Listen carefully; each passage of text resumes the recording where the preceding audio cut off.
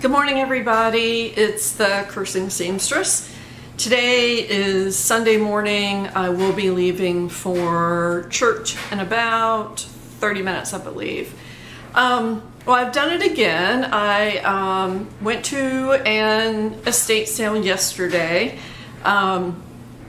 If you like estate sales, I may have mentioned this before, but if you go to estatesales.net, you can put in your zip code, and then you can define a perimeter, a number of miles that you would like to see what estate sales are within that area. And that's what I do. So I think I put that I'm willing to drive, I don't know, 50 miles or something. So those will be the ones that show up on their website. So I went to one that was in Portsmouth, Virginia. This lady had absolutely tons of mostly quilting supplies. She had and I'm not a quilter. If you go back and look at my videos, you'll see the quilts that I have made, and they are the most rudimentary, basic quilts made with 8.5-inch squares that I put together, and they came out lovely. I've made, gosh, how many? Maybe 5 or 6, and I've made some baby quilts too, the same way. So, but in terms of, you know, fussy cutting and anything like that, I don't know how to do that. But she had pre-made, I'm not sure what they're called, quilting blocks maybe, and some were quite big with designs in them, and other pre-cut pieces. She had every size ruler and angle that you could imagine in those acrylic ruler things. She had wooden racks that you, I guess you put your quilt in there and hand quilt it.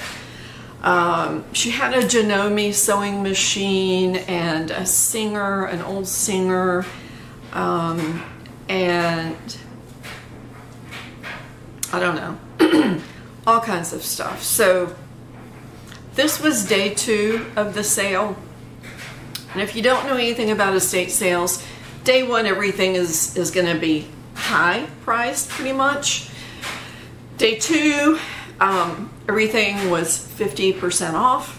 Today's the last day, and I can't imagine they'll probably be giving stuff away because they don't want to have to haul anything away. So yesterday was 50% off. So there were prepackaged pieces of fabric in Ziploc bags that were labeled, I think they were $8, but they were half off, so they were $4. Most of them had 2 to 3 yards of fabric, so I bought some of those. If you can hear my dryer, I am, actually it's my washing machine, and my dryer is on too, but my washing machine is washing up 2 pieces of fabric. So I'll show you the fabric that I've already washed and dried. It's so exciting to get home and stick it in the washing machine and look and see what you have. But anyway, also I've made a few things. I made a couple of things recently, and I'll show you those. There is a very nice pattern put out by Patterns for Pirates. I believe it's free. Pretty sure it's free. It used to be free. It's called the Brunch Blouse and Dress. That's B-R-U-N-C-H. So there are all kinds of iterations of it. There is a Henley placket here if you want to do that. I think there's a tank and then 2 other sleeve lengths. None of them are long or 3/4. There is a waistband that you can put, a tie that you can put on there, and you can have a shirt straight cut off or a angled down, dip down kind of hem on it, or you can go all the way for the dress length. Trying to think what else you can do with it. That might be about all. It is for woven fabrics. So I'll just show it to you. I'll show you the pattern pieces because they're right here. After I made this for the little girl at church, not the little girls, but the 14-year-old, or she wears a size 14. But I liked it so much that I made one for me. And this is what it's very simple. The front is cut on the fold, although patterns for pirates. This is the back. And you'll notice the angle here, which is so nice when patterns have that because it helps to define your waist. Hold on, let me get the piece I dropped. I'm rolling over it. This is the front piece. There is a dart for more shaping. This patterns for pirates, you did not put a fold indicator here, but this is cut on the fold. It's a nice scoop neck. I made mine with the tie. They're really short ties, but just enough to make a tie. And for the little girl at church, I did not put ties on it. First time making it. The neckline is finished with bias binding. This is a piece of the fabric that I got from the estates, the next to the last estate sale that I went to. So this is it. It's very simple. I don't remember, I think this was, don't remember what sleeve length this was. I think this is short sleeve length, and then I think there might be one a little bit longer than that. So it's got a nice curve in the back, and this is the curved bottom here. This fabric was a pleasure to sew with. It is a quilting cotton. The fabric I used to make mine it sewed okay. The hem did fine, and I did that same hem. I had a real hard time with the neckline, and so the neckline did not, well, I think the problem was that I thought that I was sewing with a rayon, and I believe I was sewing with a microfiber fabric, and I really don't like microfiber. I didn't realize that it could even be sold on a bolt at a store like Joann's or Hobby Lobby, but I think that's what I was sewing with, and there's no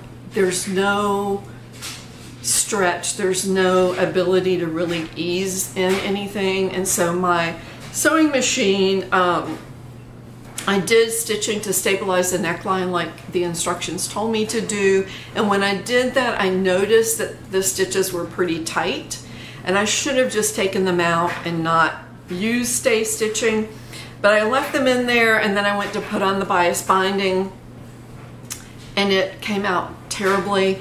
So I took off the bias binding, took out the stay stitching, and I thought, you know what, Viv Mom uses the fold over elastic a lot of times on sleeves and necklines on woven fabric, so I had a big roll of it. This is it right here, and I thought, well, why don't I just see how this would look?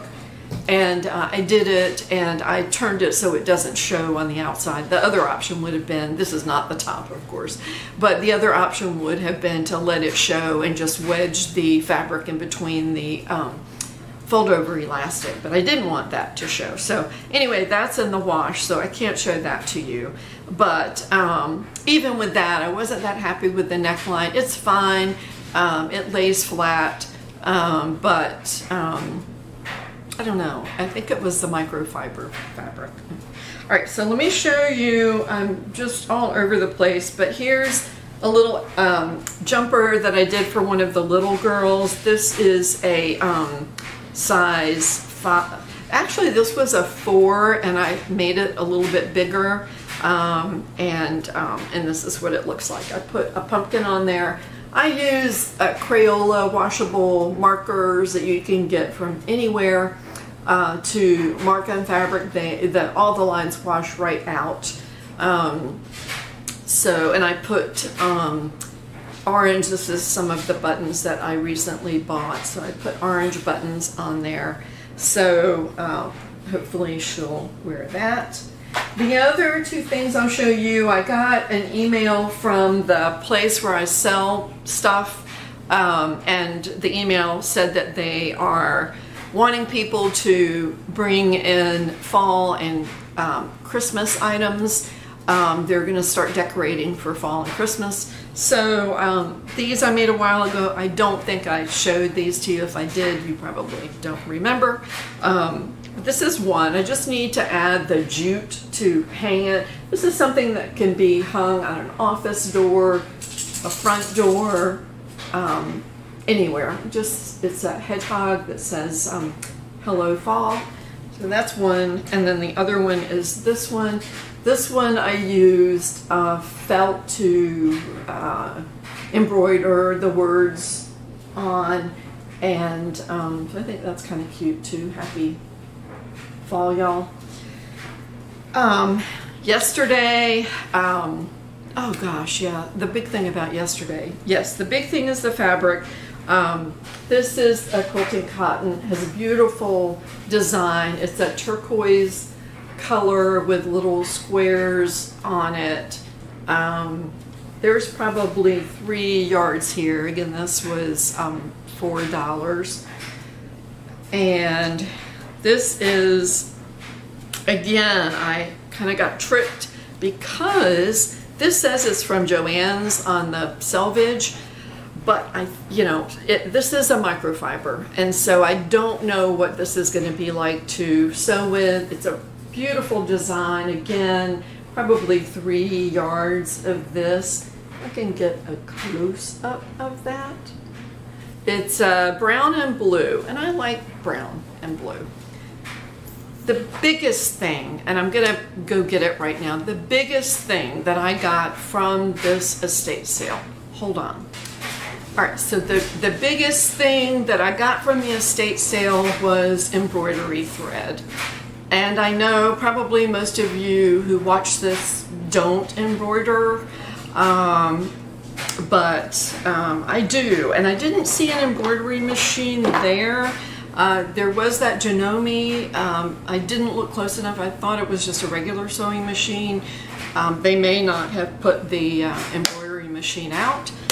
And I spent at the estate sale, there was no tax. Oh, I think it might have, I don't know why there was no tax. They didn't charge me tax. So I spent, I think it was like $42. My receipt, oh, there's my receipt.